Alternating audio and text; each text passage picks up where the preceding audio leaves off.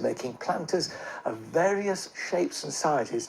Good morning, Wayne. You don't have to always make them. You can buy them in. You can buy them in. And I'm a little bit of a lazy gardener. When we saw it together on the garden shows, the digging bit was a bit I wasn't keen about. I like building the things. Honestly, wouldn't be all these years, you think? You think. But what I like about a raised bed is it means you don't have to dig the soil below. So if you've got particularly rubbish soil below, we can get a raised bed and we can just plant on top of it. In good stuff. Now, we must make a point here that we haven't filled these raised beds, so you can see how they're constructed. Normally, you want to fill them at least to the brim because they will settle. They will sink down. Always. Absolutely. So you almost overfill it so it'll settle down exactly into right. it. But this first one here is from B&Q and it's 20 quid. So it's basically 4 bits of wood. 4 bits of wood, and it's got a metal here with a pin. The rod goes through. And what's great about this is the rod's sometimes longer, so you can get taller ones. It can be double plank height, but also they come in different sizes, so you could stagger them and play about with them. Comes with a liner. You can buy the liners. Well, that's really useful because it's always worth lining timber raised beds because it just makes them last longer. They don't rot quite so quickly. Yeah, so the soil isn't naturally touching it. Yeah. And also it also helps with the weed suppressing. Stops the weeds coming through from below. Coming through the bottom. So that's your, like, your starter kit. 20 quid. 20 quid. It's a good way to go. So if you don't want to dig anything, start with that one. And you could do a pattern of those on a, brilliant or a gravel dare. And with an edgeway between each one, so you can walk through them. And they're a decent size, so it still works. Now, I'm not old enough to remember an Anderson shelter. I was born after the war, he pointed out, but this reminds me of their age shelters, doesn't it, to you? And they're constructed like that. It's steel, and what they do is they're all nut and bolted together. Yeah. They come in different colours. These are beautiful colours, but there's lots of different colours available, different sizes and different shapes. And there's no bottom on this one, so it's just the rim. It's just the rim all the way around, so you can bed it down a little bit. Yeah.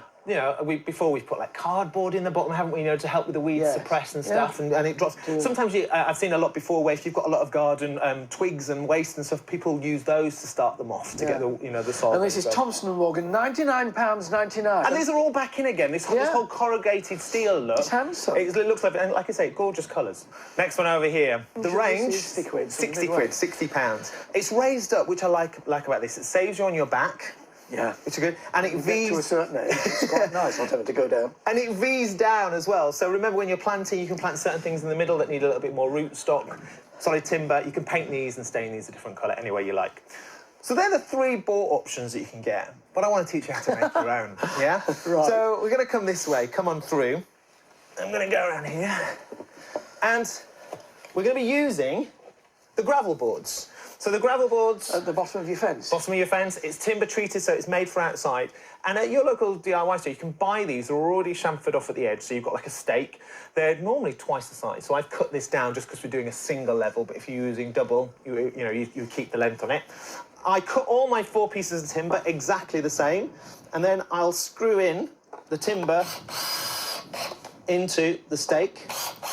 And the reason why we have the stake on the side is so that the next piece can attach to it, can go through it. So I'll put that there, let's get my screws there. Screw this. I see what you mean. Good job for a breezy day, isn't it, really? I'm glad you're sitting in the warm and there's these 2 chaps out there DIYing their way. And we'll lift this up, we'll do this way. And make life slightly easier. Feels like we're on an allotment together, Alan. Yeah, quite. Like the 2 Ronnies, really. It's me to you. Yeah, to you. To me. So what's great about this is it literally is 4 pieces of timber, all the same size, with 4 corners on it. And as you say, they're treated with timber preservatives. Yeah. So. And what you would do is you'd hammer that down, stake it into the ground. Now you know how to make the basic square, the basic frame. I'll show you an interesting thing that you can do. I'm going to bring these ones over here. If I get this one, put this one in the middle. I'll take this one. And I've been a bit creative. And all it is 4 squares. Put that on top like that. Once it's filled with soil at different levels, then you've got different planting heights. Like I say, if you're doing a veggies, some veggies need longer rootstock, so they can go in the middle. So your parsnips, don't put them in the lower one, because you can put your radishes in the bottom one. So stuff with a deeper root run in the middle. You can do potatoes in that. Potatoes in the middle, keep filling it as you're doing it. So that looks quite impressive if anyone's coming around to your garden going, oh, that looks pretty nice. But all it is a square one like that.